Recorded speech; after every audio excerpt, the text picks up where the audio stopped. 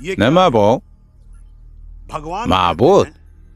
Buni Shivaning aravasi g'ildiragini singan parchasi deydi. U esa bu meni shaxsiy buyumim deyapti. Ma'bud ibodatxona quringlar demoqda.